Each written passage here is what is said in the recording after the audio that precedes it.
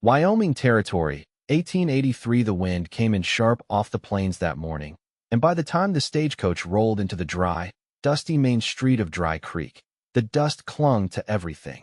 The windows, the wheels, and to the hem of Zadie Pearlman's only good dress. She sat stiff-backed on the bench seat, hands clutched too tight in her lap, blinking hard at the unfamiliar town stretching out before her. One saloon, one general store, a church with a crooked steeple, and a line of squat wooden buildings that looked more like they were enduring life than living it. Her heart pounded in her chest like it might tear clean out. She stepped down, boots hitting dirt. And just like that, she was standing in the middle of her new life. Zadie had never been west of St. Louis before, but she had read the letters he'd written, 5 in total, each one careful and kind. His name was Mr. Charles Finley, a store clerk with a thin mustache and a neat signature. He had written of wanting a good woman to build a home with. Said he did not mind that she was not book-learned. Said he liked simple things. But when he saw her in person, his expression went flat. She had barely spoken before he took 2 steps back. "I thought you were different," he said, glancing sideways at the station master as if hoping someone else might step in. "I was expecting someone brighter. You did not say in the letters that you were slow." Zadie blinked. "I am not slow," she said, voice catching. "I just do not read real fast is all." He shook his head. "I cannot marry you. I need someone who can keep up with me. Someone who can raise children who will not be laughed at." The words hit harder than the cold wind. He turned and walked off without another word. She stood there, suitcase in hand, surrounded by strangers, her cheeks burning. The stagecoach pulled away without her. She was alone in a town that did not know her name. And then a voice, low and steady, broke through the silence. "You all right?" She turned. The man was tall, with a sun-worn face, dark hair curling over his collar, and eyes the color of wet earth. Dust clung to his coat and boots, and a little boy with the same eyes stood half hiding behind his leg, no more than 5 or 6. "I am fine," she murmured. "You do not look fine." She looked away. He changed his mind. "Said I was too dumb." The man frowned, jaw tight. "That's so?" She gave a small nod, still holding her suitcase like a lifeline. He looked down at the boy beside him. "This is my son, Tobias. I am Joshua Hartley. We run a cattle ranch about 10 miles out." She nodded slowly, not sure what else to say. "You got anywhere to go?" "No," she said.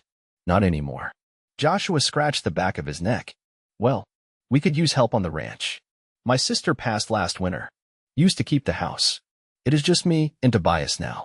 Zadie blinked. "You want me to work for you?" "I am not offering charity," he said. "But you look like someone who needs a roof, and I need someone who can cook and keep things upright while I handle the livestock. That is fair trade."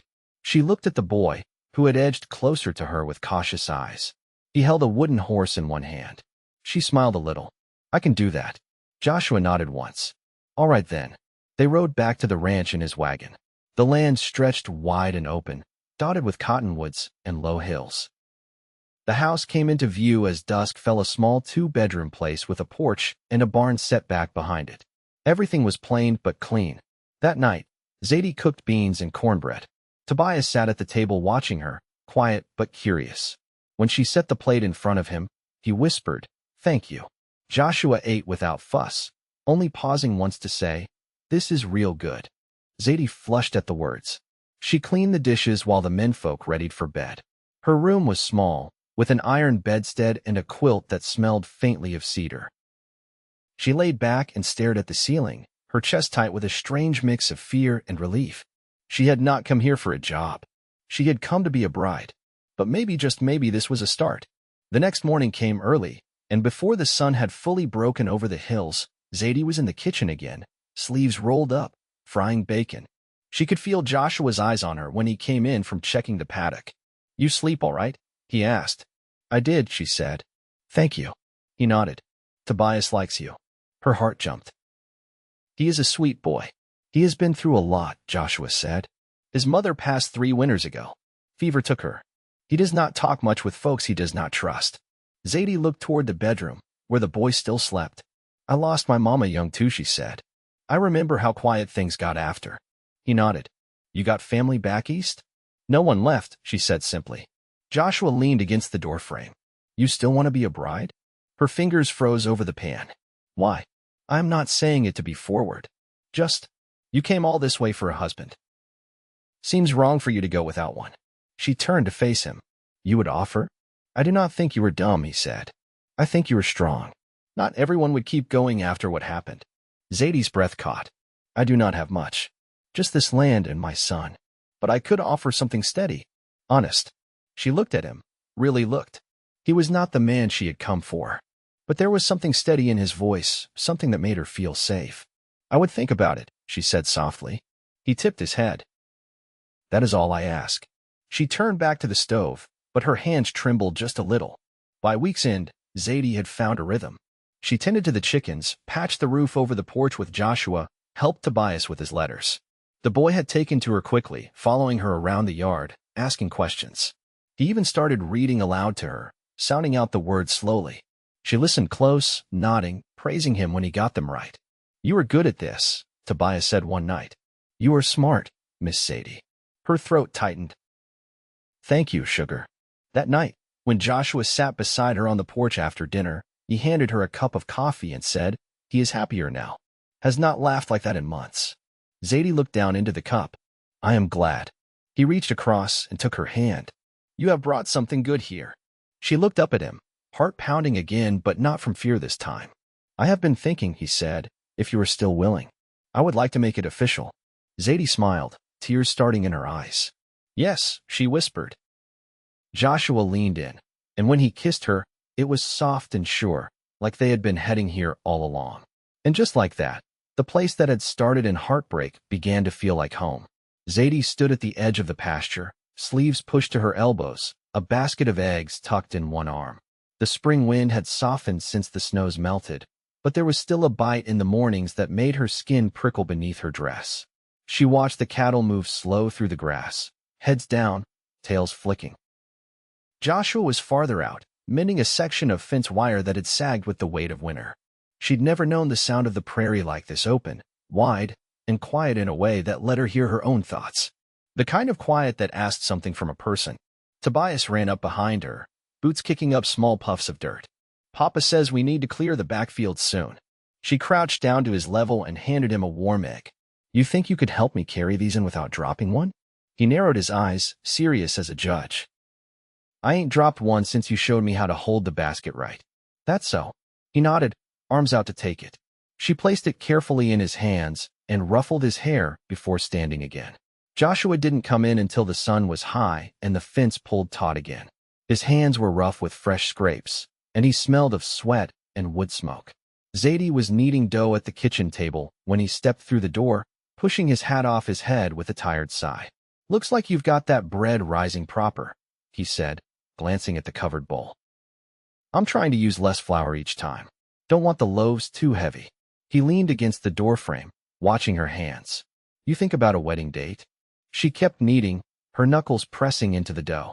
I don't have a dress for it. He picked a splinter from his thumb. You'd do fine in anything. Zadie looked up at him, her face flushed. I'd like it to be proper, even if it's just us and the boy. He nodded slowly. I'll ride into Laramie at week's end. There's a seamstress there, Mrs. Heller. She owes me a favor for clearing that stump from her pasture last fall. She paused, wiping the flour from her hands. You do that? Joshua met her eyes. I said I'd do right by you. That means something. That evening, after Tobias had been tucked in and the lamps turned low, Zadie sat near the fire, mending a tear in one of Joshua's shirts. The fabric had worn thin at the elbow, and she worked the needle carefully, her brow furrowed in concentration. Joshua sat in the chair across from her, sharpening a blade against the whetstone with slow, even strokes. You ever miss the city? He asked, not lifting his gaze. No, she said softly. There was never much for me there. I worked in a laundry when I was young. Hot brick room, steam rising off the tubs. Made the air too thick to breathe.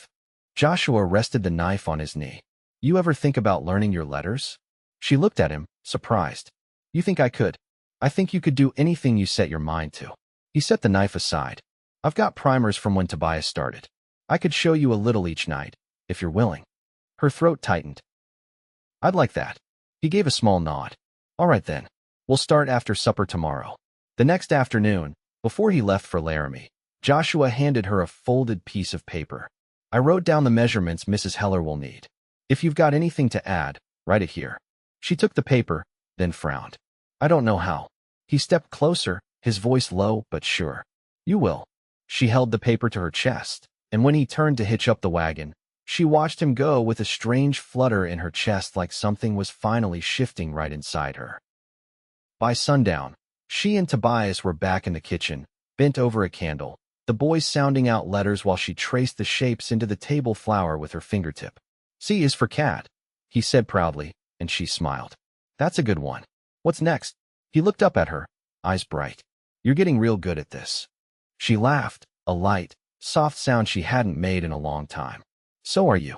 Outside, the night settled in quiet and deep, the wind brushing the windows like a whisper. Inside, the fire kept steady, and their voices, low and warm, carried through the house like something whole being built from the pieces they had left. The wedding was set for the first Sunday in May, just after the lambs had been born and the last of the frost let go of the creek banks. Joshua returned from Laramie with a parcel wrapped in brown paper and tied with twine. He didn't say much when he handed it over, only that Mrs. Heller had done right by them. Zadie opened it alone in her room that evening, careful with the string. Inside was a dress the color of faded ivory, stitched with a steady hand. The sleeves were narrow, the waist drawn in with a row of tiny brass buttons. It wasn't extravagant, but it was more than she had ever owned. The morning of the wedding, she rose before the rooster. Tobias knocked on her door a while later, holding a wildflower he'd picked from near the barn. For your hair, he said, eyes wide. You look like a lady in a book. She touched the petals gently. Thank you, sweetheart. Joshua had shaved and combed his hair back with water.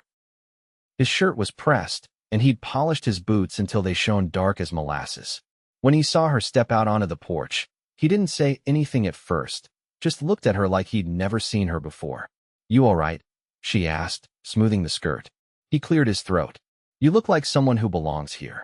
The preacher came from 3 ranches over, a quiet man named Ellis who rode with a Bible in his saddlebag and a hat that had seen years of sun. The ceremony took place beneath the cottonwood at the edge of the pasture, where the grass grew thick and green. It was just the 3 of them and Ellis, with Tobias standing between them, holding both their hands in his small ones. After the vows, Joshua touched her face with the back of his hand. You sure? She nodded. I've never been more sure of anything. He kissed her again, this time in front of the wind and the trees and the boy who had already begun calling her Ma. That night, they sat together at the kitchen table long after the dishes were cleared. Joshua poured 2 cups of coffee and passed her one. I've been thinking on the west field, he said. Could plant something this year.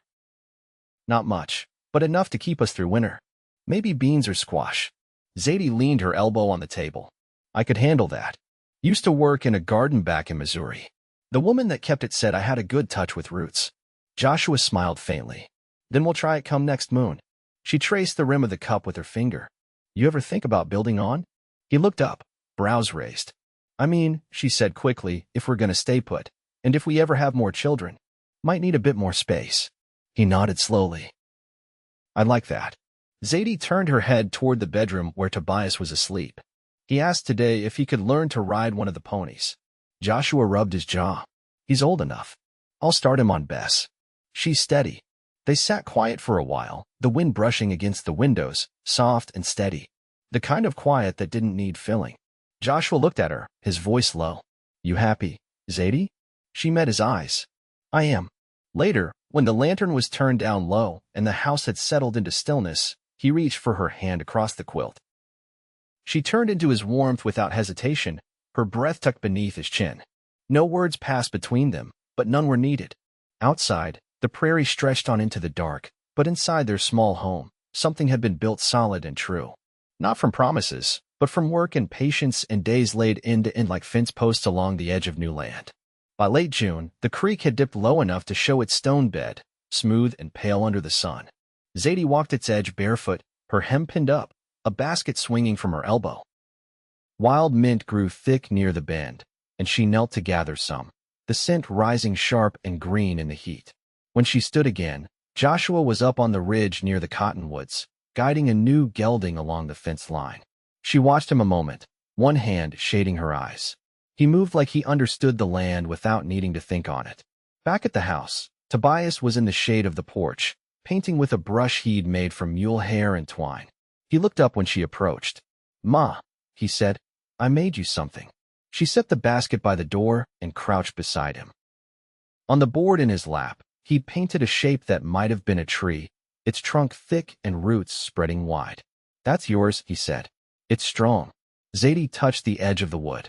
"It looks like it's been here a long time." He nodded. "Like you should be." She kissed his forehead and left the painting to dry on the step. That evening, as the golden light pulled long across the pasture, Joshua brought the new horse into the yard and unsaddled it slow. Zadie handed him a tin cup of water, and he drank deep before wiping his mouth with the back of his hand. "She's a bit green," he said. "Kicked at the gate twice." "She settle any with your voice on her?" He nodded. "Some. She'll come around." Zadie leaned against the post. "You think she'd suit Tobias when he's ready?" Joshua looked toward the porch. "Maybe in a year. He's got sense enough, but she needs time." They went quiet, the kind of silence that settled easy between people who didn't need to fill it. After supper, Zadie brought out the primer again, but instead of tracing letters, she set it aside and reached for a scrap of paper Joshua had torn from an old ledger. "I want to try writing something real," she said. He glanced over.